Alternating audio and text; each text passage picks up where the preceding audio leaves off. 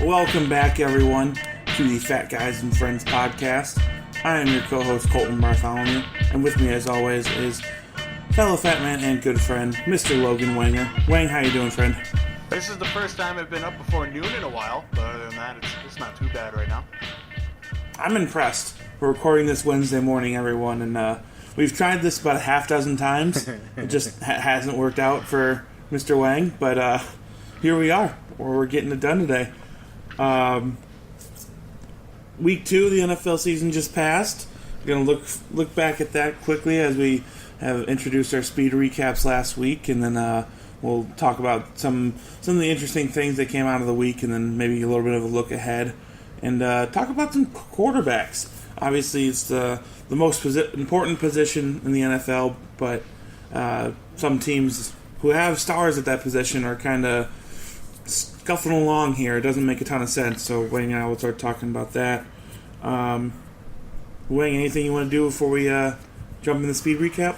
No, the speed recap has slowly turned into my favorite segment that we've ever done. So me too. we had fun with it. All right, so let's get it started. Jets 37, Bills 31. Corner. Rex Ryan fires his offensive coordinator a day after his, self/brother coach defense lets up 37 points to Ryan Fitzpatrick. Stupid.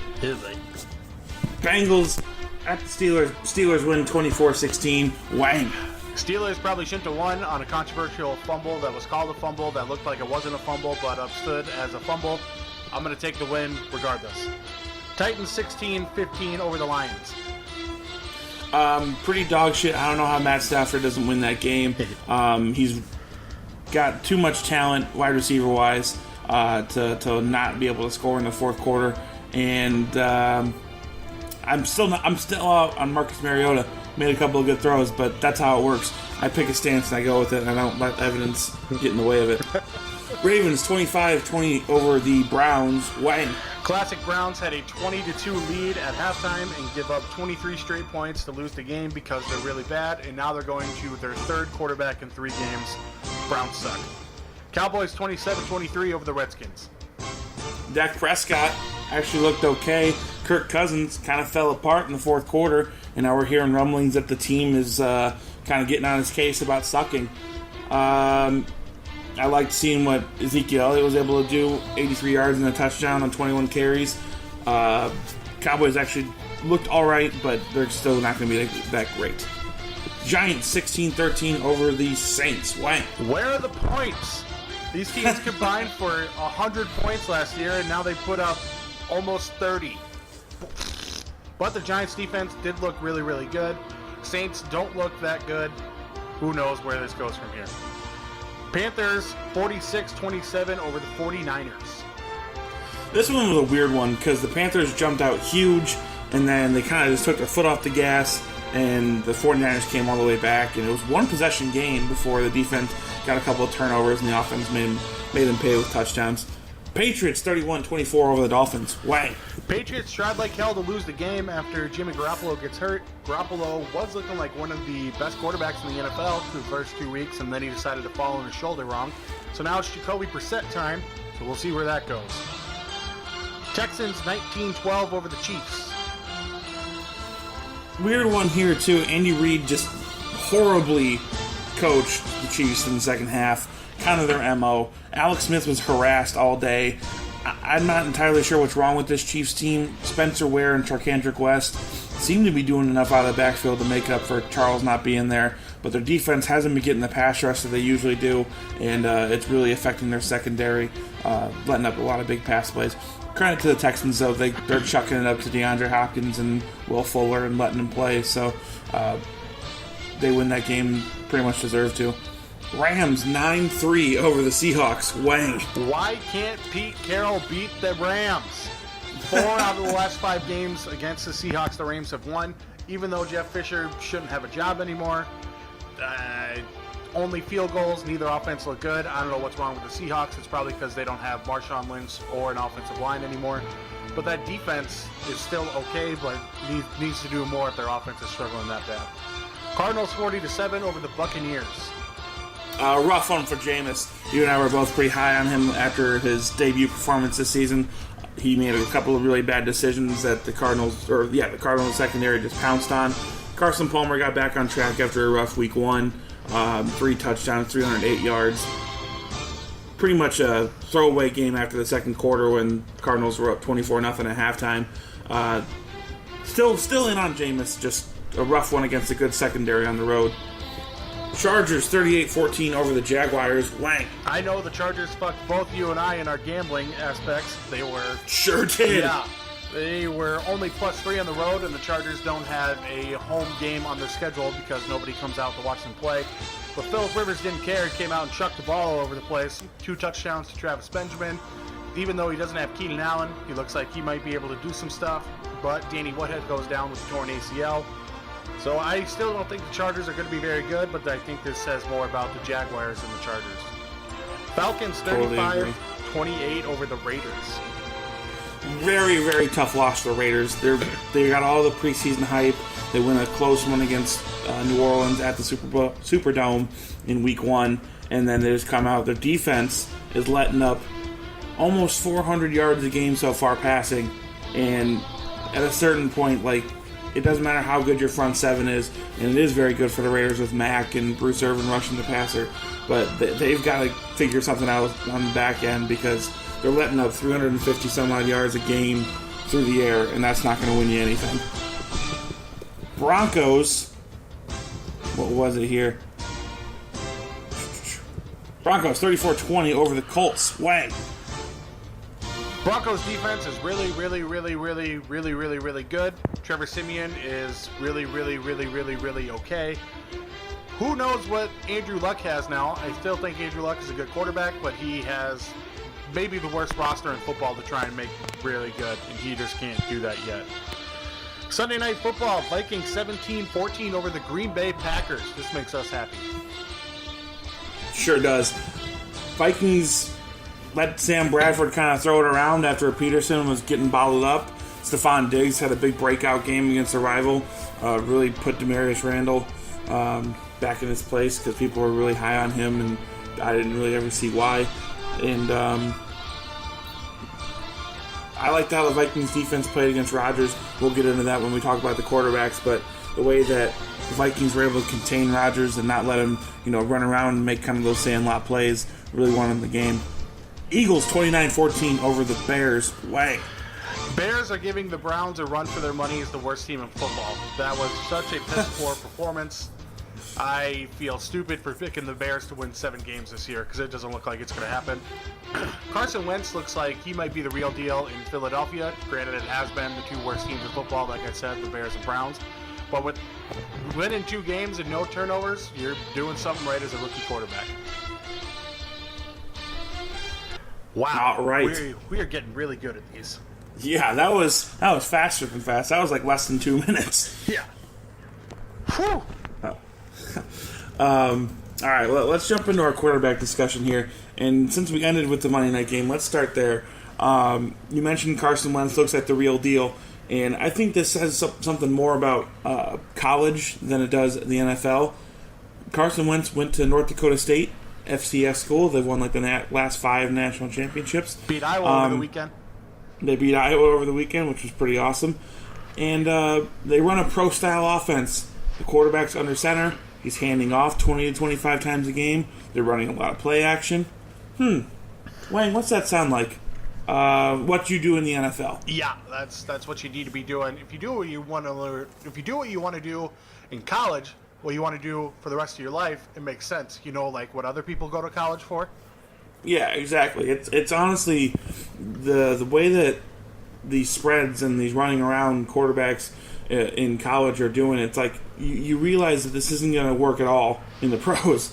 They keep talking, Deshaun Watson and now this Lamar Jackson guy from Houston as potentially top picks. It's like, have they taken a snap under center since high school? Probably not. Can they? Yeah. Can they really make a read, or are they just seeing one thing? If it's not open, then taking off? One thing I will say is it almost looks like Deshaun Watson has refused to turn into a running quarterback. because he Yeah, does and not it's hurting wanna his run a ball. team. They're not doing that well. Yeah, ever since they were like, Deshaun Watson's a dual threat quarterback, he's like, no, I'm just going to be a pocket passer. Now they're winning games by like 3 points. So maybe start running around a little bit more, Deshaun. Yeah, pretty weird. But let's switch over to the Bears there, because I know you and I want to talk about just the terrible night of Jay Cutler / the Bears. It's time for the Bears to move on. There's no other way to put it. Jay Cutler is easily in the bottom half of the league of quarterbacks. After that performance, he might be in the bottom 5 of quarterbacks. He's not a winner by any means. He's not a leader by any means. And those are the 2 main things you need your quarterback to be.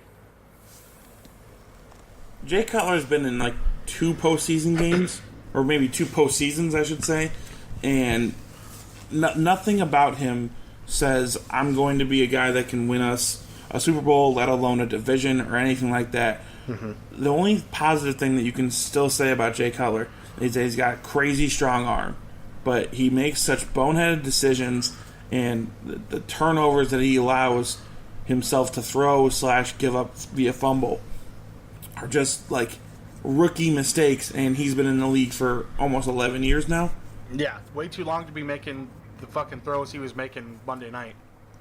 Yeah, and I mean, he let up a fumble that pretty much iced the game for the Seahawks or the Eagles. I mean, I understand that he had his injured thumb, and he claims that was why he couldn't grip the ball very well. But he's getting sacked, and he still has the ball in one hand, and the guy who's sacking him just kind of slaps at it, and of course it goes out of his hand. It's like, that's why you put 2 hands on the ball with pressure. Like, I've never played quarterback in my life, and I know that fundamental. Yeah, we don't know much about playing the quarterback position, but we know 2 hands on the ball. Yeah, not that difficult. But I think the Bears need to do something at quarterback, and I think they're going to go after Jimmy Garoppolo. I've had this discussion with Matt, our friend of the podcast, Matt Shefke, last night. He would like it just because he wants something different.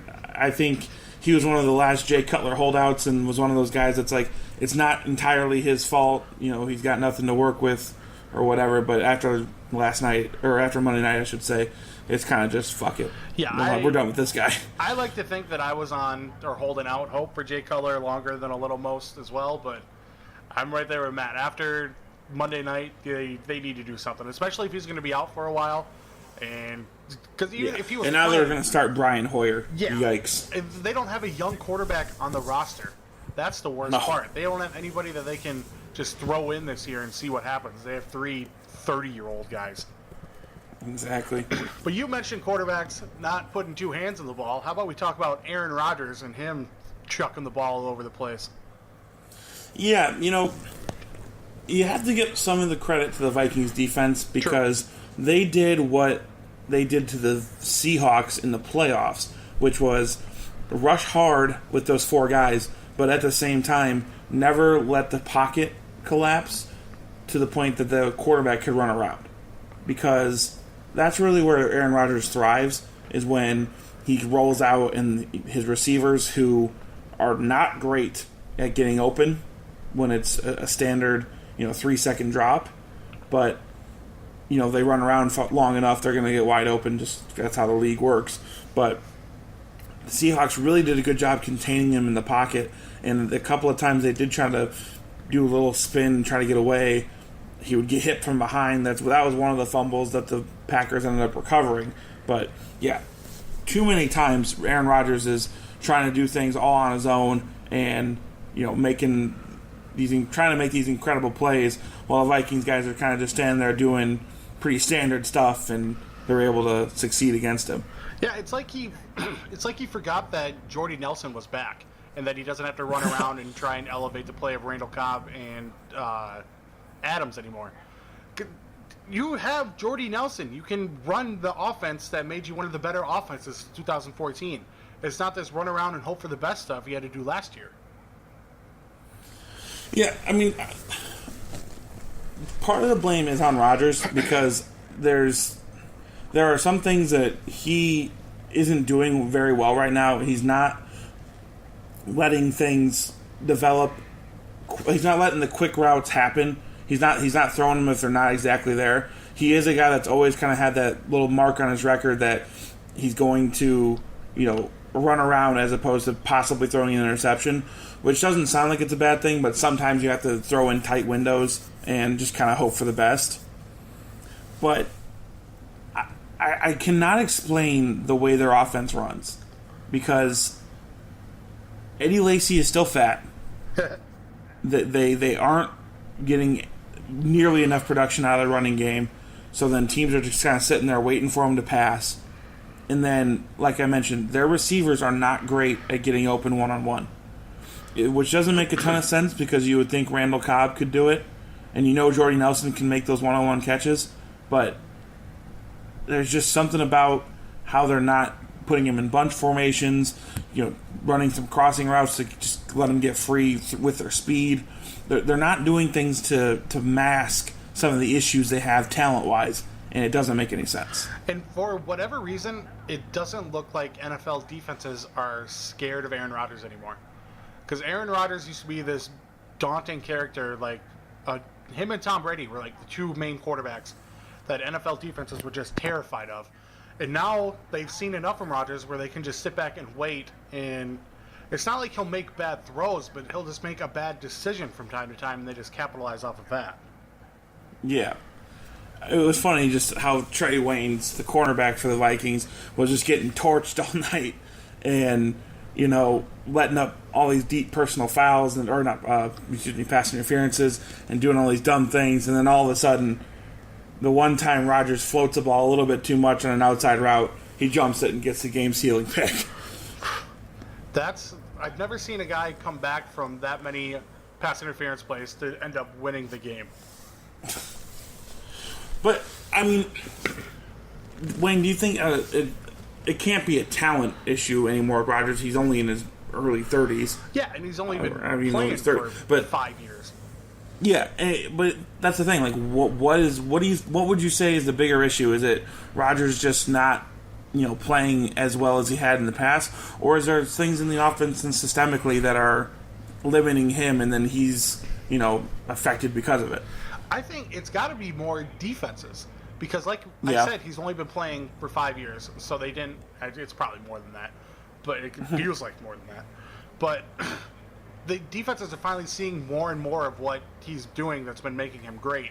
So once you see a lot of it, you can finally figure out what he's doing and finally be able to stop him. Because what made Rodgers so great is that he'd run around and make these big plays, but now they're letting him run around and he's not making the big plays. Yeah. It doesn't make a ton of sense. I'm not going to, sell Aaron Rodgers stock right now. No, I think they'll figure it out. They've got him, and then their defense actually looked pretty good against Minnesota. Really bottled up the run. Obviously playing Bradford in his first Vikings game, so they only really weren't able to slow down Diggs, but otherwise defense actually looked pretty good. I'm not selling on the Packers right now, but it definitely worries me the fact that you have a Hall of Fame quarterback and you guys are putting up 14 points. And while we are talking about the Vikings, it did just come out that Adrian Peterson is having surgery on his torn meniscus. Timetable is anywhere from 4 to 6 months. Is he really? Yeah, it just came out as we were doing our speed recap. Oof. That's rough. Yeah. Matt Asiata is back as a starting running back for the Minnesota Vikings. Him and McKinnon will be taking those snaps together. Another quarterback you and I wanted to talk about was Andrew Luck. Oh, yeah. And the way that the Colts, by God, they just throw him out there and hope he's going to work a miracle, because what they do play calling wise and what they do roster wise gives him zero help. I'm still on the Andrew Luck bandwagon. I think Andrew Luck is still probably one of the 10 best quarterbacks in the NFL. But I'm not saying he's not good. Yeah. I know you. I think there's people out there that are saying Andrew Luck isn't good anymore. He has an aging running back. I mean, Frank Gore is still somehow getting it done at the age of 67, but he's still going out there running the ball hard. T.Y. Hilton does not look like an NFL number one receiver like he did once upon a time. Dante Moncrief is their number 2, who probably wouldn't be a number 3 on most teams. They let Kobe Fleener go, who Andrew Luck roomed with in college and loved. So now it's just Dwayne Allen, who is an okay tight end, but not great. And now some white receiver or white tight end that's getting a bunch of his red zone touches, Exactly. which I'm not a big fan of. And that doesn't even mention the fact that they didn't have cornerbacks against the Broncos. They had 2 that come into the game that were hurt. Then they have 3 more that go down. I don't know an NFL team that has more than 5 corners on their roster. So at least not 5 NFL level corners. Yeah, it's bad. So the Colts, if you take Andrew Luck off the Colts, it might be one of the 3 worst rosters in the NFL. Oh, absolutely. There's no question. And I also want to get into the fact that, okay, minute and a half left, and then you one-on-one against Von Miller in an obvious passing situation. Do you not watch tape? do you not understand that he's going to murder your right tackle? Yeah, it's like I know a lot of teams refuse to watch the Super Bowl if they're not in it, but you've seen highlights by now. You've seen what he did to Cam Newton. He's going to do that. Your offensive line is worse than the Panthers' offensive line. You got to think he's going to get there. Yeah, and that's the thing. Andrew Luck they were still in the game at that point, pretty much in spite of everything else. Andrew Luck was still able to make some plays, but it's just like, how do you line up calling a play call that's like, oh, hey, we're going to let our right tackle go one-on-one with Von Miller? That's just terrible coaching. Yeah, even if you're a good offensive team, you don't put your right tackle one-on-one with Von Miller. Exactly. And I know you wanted to, not entirely blow, but give a little hand job to your boy Ben Roethlisberger. Yeah, he's the best quarterback in the NFL right now. I'm saying that because Tom Brady's not playing at the moment. I'm saying that because Aaron Rodgers has not looked great. I'm saying that because Cam Newton has been running around and hasn't been making as many throws as he did last year to win the MVP. I want you to tell me a better quarterback in the NFL not named Tom Brady right now, because he doesn't count at the moment. Yeah, I mean, I guess I can't argue with you. He's won, obviously they're 2-0. Yep. Won the 2 games, big division win against Cincinnati. I don't want to because I'm not a big fan of Roethlisberger, but facts is facts. I mean, true. I mean, Pro Football Focus would say Carson Wentz has played better, but we did mention that he played probably the 30th or 31st and 32nd defenses in the league. Yeah. So stats are a little inflated there. Exactly. So anybody wants to fight me, Ben Roethlisberger is the best quarterback in the NFL right now. Yeah, Wang is clearly angling to fight. If anyone hasn't noticed yet. I'll throw hands. What else do you want to talk about? Should we do it now? Listen to me, listen to me. It's gonna be fun. Generic NFL power rankings that everyone else is gonna do, but you should listen to ours because we're smart. Alright, I went first last week, so you go first this week. Okay. My number 5 team is the Houston Texans. Ooh! Changing it up a little bit. I was wrong about this team. That defense is for real, and their offense and defensive lines are making everything easier for both sides. They're really allowing Lamar Miller to get going running-wise, and then that lets Brock Osweiler kind of stand back there and throw deep to DeAndre Hopkins. Will Fuller's emerged as a really solid number 2 and is just eating up yards after the catch, which is what they needed him to do. So I'm going to go Houston at number 5. My number 5 team is the team that beat our number 5 team last week. I'm going with the Arizona Cardinals. They had the bounce-back win against the team that we had at number 5 last week, the Tampa Bay Buccaneers. They finally looked like they remembered how to play football, even though they did run into the Patriots defense in week 1, but the Patriots defense looked not great this week against the Dolphins, almost giving up a 20-point lead, I think it was. But Carson Palmer finally is throwing the football around. Their defense looks incredible.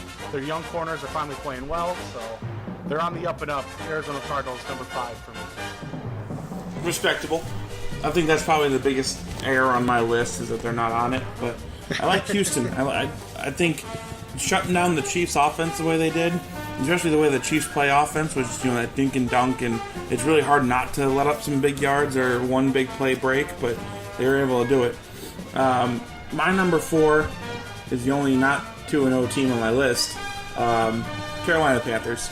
I mean, they had a tough road game to start the year against Denver, and then they had San Francisco blown out before the end. That's the thing that I would say I didn't really like, is that they're kind of front runners. When things are going well, they're out of this world good. But then we saw it against San Francisco and against Denver in the second half. When one thing goes wrong, the team just kind of seems to fall apart, or just something just kind of gets off with the way they play. Jonathan Stewart's injury doesn't help because that's a big drop off to Fozzie Whitaker as the number 2 back. But that defense is still good, even though they let up a bunch of second half points to the 49ers. I'd say they're at number 4 right now. Definitely need to show something against the Vikings this week. I am right there with you. I put the Panthers at number 4 for the exact same reasons you said, so we can move on. I'm a pretty fucking phenomenal analyst. I know. Yeah, we're good at this. All right, my number 3 team dropped down from my number 1 last week, the New England Patriots. Oh. They looked like the number 1 team to start that game against Miami, but then when Jimmy G got hurt, man, that team just was nothing. And I understand offensively that, when you're putting in a rookie quarterback who you weren't expecting to play for, 5 years is out there. If that. That it's not going to be great offensively, but they leaned on the defense to just kind of hold off the Vikings or the Dolphins to win the game, and the Dolphins came back and made it a 1 possession. Had they gotten an onside kick, they would have, potentially been able to tie the game. They had a touchdown attempt in the last second that got picked off. Yeah. So they were definitely on the. They were definitely right on the edge of fucking that one up. They play tomorrow night on Thursday against Houston, which will be a tough game, especially with Jacoby Brissett in there. I just want to say, if they pull this off, we need to check Bill Belichick for some type of coaching PED. I don't know what that would be, if there'd be some type of super Adderall or whatever. But if they beat the Texans with Jacoby Brissett and no running game, I don't know what. This guy's a sorcerer. Yeah, they would have to check his blood, because I'm pretty sure Belichick is smart enough to not let it show up in his pee. True. He would be able. He'd see the test coming. Yeah. My number 3 team is your Denver Broncos. I moved them up a little for their win. I mean, they did beat up on the Colts team that, as we said, isn't very good. Still 2-0. Still Trevor Siemian not fucking things up. You can't say enough about their defense. Their defense is incredible. It's the best defense in the NFL, bar none. As long as Trevor Siemian doesn't turn into a bad, almost rookie quarterback, I think the Broncos are going to be just fine this year. I can dig it. And my number 2 is the Pittsburgh Steelers. Hello. They would be number 1 had Washington actually looked good on Sunday, but they lost at home to the Cowboys. And the Cowboys aren't great, especially defensively. They had a lot of opportunities to win that game, and the fact that Pittsburgh blew them out now doesn't look as great, because I'm not sure how good Washington is. But D'Angelo Williams has been the most productive running back from scrimmage this year so far, and then obviously you got Antonio Brown. They win a very rainy game against Cincinnati at home, but good win overall. Defense looked good. Didn't let A.J. Green go off, which has kind of been a trademark in that rivalry, of the A.J. Green will put up 100 yards and a touchdown. But but they're number 2 right now, but definitely one of those teams that's clearly one of the best in the league. So I'm just connecting the dots to the way our rankings are going, and people are going to be mad at us. Why is that? We'll tell. My number 2 team, I'm going New England Patriots. All right. They tried like hell to lose that game against the Dolphins. Everything fell apart once Jimmy G got hurt. Jacoby Brissett comes in and does enough to make sure they don't lose. I mean, they don't score. I don't know. Did they score a point once? No, they didn't. I don't Yeah, think I so. didn't think so. Maybe a field goal, but Yeah, they not enough. But I mean, he wasn't expecting to play. I mean, they always say your backup needs to be ready to go in, but how many times are they ready to go in? Especially when they're usually third stringers. yeah. But defense didn't look as good as they did in week 1 when they beat the Cardinals, but they didn't lose, so you can't fall that far in the power rankings. Have them coming in at number 2. Yeah. And, okay, now I get what you were saying. But Yeah, now we're doing this. listen, my number 1 is the Super Bowl champion Denver Broncos. And I'm going to steal this line from our legend, Ric Flair. To be the man, you got to beat the man. Nobody's beat him since last December, so they're still the man. All right? Fair. This team is so good defensively. This is approaching early 2000s Ravens, where anything you can do offensively, you might be able to do it for possession, but it comes back out. You come back out and it's taken away. Trevor Siemian is doing the exact minimum to not lose the game, which is what he's being asked to do by the coaching staff. And C.J. Anderson is carrying the offense, which is what they want. He looks like he's worth every penny that they paid him. And the new offensive line, I know it just got hurt a little bit with Donald Stevenson going down, but they've been opening holes and they've been running Kubiak's scheme really well. You got a tough game against Cincinnati on the road this week, but if they start this season against 3 potential playoff teams, it looked like at the beginning of the year, 3-0, I mean, I don't know what you can say to knock them. Oh, they don't score a ton of points? Well, they don't have to. True. So then, my number 1 team is the same number 1 team from last week, Pittsburgh Steelers. And they didn't lose. I can't move them from number 1. If I thought they were number 1 in week 1, I got to think they're number 1 in week 2. D'Angelo Williams is leading the NFL in rushing. They still have Antonio Brown, who didn't do much in that rainy game, but didn't need him to do much. They have the best quarterback in the NFL, like I said earlier, Ben Roethlisberger. Still amazes me what he can do in the pocket sometimes. Yeah. When you're a left tackle playing quarterback, nobody is bringing you down unless they have help. And their defense has been improved. Brian Shazier and Lawrence Timmons have been 2 very good middle linebackers for him. They're getting a decent pass rush with Cam Hayward and Stephon Tuitt. Their secondary has been playing out of this world. Ross Cockrell came out of nowhere and decided he's going to be a number 2 corner. They still have William Gay, who can not shut down a team's number 1, but at least play with a team's number 1. Yeah. And plus, they have a good test coming up this week. If they can slow down the enigma that is Carson Wentz, people are going to be talking about the Steelers even more, I think. All right. Now let's shift over to our bottom 3. Wayne, you start this one off for us. All right. My 3rd worst team in the NFL, the San Francisco 49ers. Okay. They pretended to be a real football team in week 1 when they shellacked the now LA Rams. Blaine Gabbert is not an NFL quarterback. Should not be starting in the NFL. I don't care. They got a bunch of garbage time points against the Panthers. The Panthers were checked out by then. The Panthers knew they were going to win. They said, fuck it, Blaine can have some fun. Yeah. They have, I can tell you, Navarro Bowman on their defense, and that is where that list stops for me, because I don't know anybody else. So, 49ers are not a good football team. All right, I'm with you.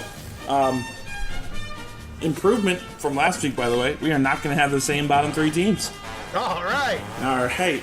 My number 30 team is the Indianapolis Colts. They have been competitive in the first 2 games purely based on the fact that Andrew Luck is a top 10, top 8 quarterback in the NFL. Their defense is very, very hurt, like I mentioned. But they are terribly coached. They're not put in good positions to do anything when the other team starts rolling. And every obvious passing situation against Denver, especially late in the game, Von Miller and DeMarcus Ware were put in one-on-one situations with their respective tackles, and that goes as predictably terribly for the offense. You know, I mean, here's an unpopular take, and maybe I'll sound like an asshole, but Chuck Pagano would have been fired already had he not gotten cancer and become like a cult hero in Indy. There is no, I mean, they wanted to fire him last year, and then somehow some come to Jesus meeting, they re-signed him and the GM, who hate each other and can't work together. Clearly, as you look at this roster, they are going opposite directions. True, I don't think you're wrong with your Pagano take. It's just, I mean, props to you for being able to say it, but you're not wrong. Seriously, if they lose to the super hurt Chargers, like you mentioned, they lost their top receiver and now their top running back. If they lose to the Chargers at home this week, Chuck Pagano might get fired at their bye week. I'm not sure when that is, but if they start this season 0-3, and especially losing to the teams they're losing to, yeah, no, you can't keep your job. Fair. Very fair. My second worst team in the NFL, sorry, Dad, Chicago Bears. The only reason they're not the worst team in the NFL is because they do still have Jay Cutler, who is not the worst quarterback in the NFL. They do still have Alshon Jeffrey, who's a talented wide receiver. But, man, that is it. I mean, Langford has shown flashes at running back, but they don't have a very good offensive line. They don't have a very good defense at all. They haven't looked good through 2 weeks, and I don't see it getting better now that Jay Cutler has a boo-boo on his thumb. All right, I'm with you at that. Number 31 for me is also the Bears. Pretty much for the same reasons. Jesus Christ, Jay Cutler, quit on your team again. Just absolute. And think about this. It's an unfair comparison because it was different injuries and different things. But Josh McCown, who is like 8 years older than Jay Cutler, separates his non-throwing shoulder, is in excruciating pain, plays the rest of the game against the Ravens, and yeah, sure, the Browns lost, but they're the Browns. That's expected. But at least he was out there, and the team can actually have some respect for him. You have a sore thumb, which supposedly now needs surgery or whatever. I don't care how hurt you are. Like, if you could play, you needed to try at least. Did you hear what McCown said in his post-game? Or I don't even know if it was post-game. I think it was afterwards. He said, I know how much time I have left in the NFL. If they don't have to cut it off, I'm going to play. Yeah, What like a line. G. What a line. It's a great line. But the Bears, horribly coached, and like you mentioned, just bad defense. And hey, John Fox, you're supposed to be a defensive coach. You brought over these middle linebackers. Oh, they're all hurt. Everybody's hurt on the Bears. Probably because they're like, I don't really feel like playing with this shitty-ass team. Ouch, my knee hurts. Ooh, ah. Then I think we're probably in agreement with number 32, the Cleveland Browns. Sure are. Right. Yeah, when you go to your third quarterback in 3 weeks, granted they all are due to injury, you're not going to win a lot of football games. That's really all you can say. The quarterback play is Josh the McCown worst. actually had him going a little bit. Like you mentioned, they built up a 20-2 lead. They were looking competent because, you know, there was a little bit of balance to the offense in Corey Coleman, their rookie receiver out of Baylor. Looked great. Did. Had 2 touchdown passes. Or 2 touchdown Even the catches. running game was going. Isaiah Crowell had a great game. Crowell had a big play rushing. But after he got hurt, it was pretty much over. And they're about to start Cody Kessler. And this isn't a quote from one of their offensive coaches. Now, granted, the story was about how it's a good thing that Josh McCown's playing because Hugh Jackson was spending way too much time working with RG3 and trying to get him back to, you know, somewhat decent NFL quarterback. But this offensive coach said about Cody Kessler, who is now their starting quarterback, he's nowhere near ready to play. 4 days ago, this man said this. That's what you like to hear. Yeah, now he's about to start against, I believe... Who did they play? Shit. Ah, crap. Nah. Damn it, Wang, we were doing so well. Sounded like we knew what we talked about. They play the Dolphins in Miami. See, now he's about to play against the Dolphins, who I know they had a shitty game, or shitty first half, I should say, against the Patriots. But their defense looked good against Seattle. They have guys on the defensive line that are hard to block, like Ndamukong Suh and Cameron Wake. This is going to be a bad day for Cody Kessler, who, by the way, wasn't that good at USC with a bunch of 5-star recruits. Yeah, I was amazed they drafted him, and I think it was the 3rd round. Yeah. They When the rest of the overpaid a league little saw him bit. as a 7th rounder maybe, or an unrestricted free agent. Exactly. So, Browns suck. Sure Breaking do. news. Sorry, Cleveland. LeBron gave you your one. Yeah, we're going to say that forever. Yeah, we are. And now, you want to talk baseball in September for some reason. Yeah, we got a little pennant race going on here. Boston Red Sox on a 6-game winning streak right now, and the way that the pitching staff, at least the starting pitching staff, has responded to their mid-season slump has been pretty great to watch as a Red Sox fan. I'm not sure how much I'm excited to see Drew Pomeranz start a playoff game, but I feel really confident with David Price and Rick Porcello, which is insane. Rick Porcello, 21-4. If he doesn't win the AL Cy Young, they should probably get rid of the award because he's going to be on a division winner and leading the league in wins and is top 5 in ERA and strikeouts. But other thing going on in baseball, obviously the Cubs just Cubs on this on this miracle season with this insanely talented lineup. Honestly, I don't see a team in the NL. Obviously, it's all baseball. You don't know what can happen, but I don't see a team in the NL that can keep up with the Cubs for a 7-game series. It would take something drastic like an injury or something very Cubs-like for them not to at least be right there at the World Series. You know what? Fuck it. No hedging. The Cubs need to be in the World Series or this season is a disappointment the way they've been. Ooh. The only thing I could see the Cubs not getting to the World Series is if the Cardinals do come out of that wild card game, because the Cardinals, for whatever reason, will always play the Cubs tough. I mean, I know the last series, I think they got swept or almost swept, but the Cardinals will always play the Cubs tough just because they play 4 hours apart from each other. And living in the area that I live in, it's split like 50-50, so I want to see another playoff series, so they fight. I don't know why I love fights so much, but I just want to watch it. Okay. All right, that was enough baseball. This is not a baseball show. And that was talking baseball. All right, Wayne, let's go ahead real quick as we wrap this podcast up here. What's your Week 3 matchup that you're really looking forward to watching? Well, let me look over the schedule quick. All right, I'll jump in with mine. Obviously, Okay. Broncos-Bengals invested because obviously I'm a Bronco fan, but I think that's two potential playoff teams. Obviously, were last year.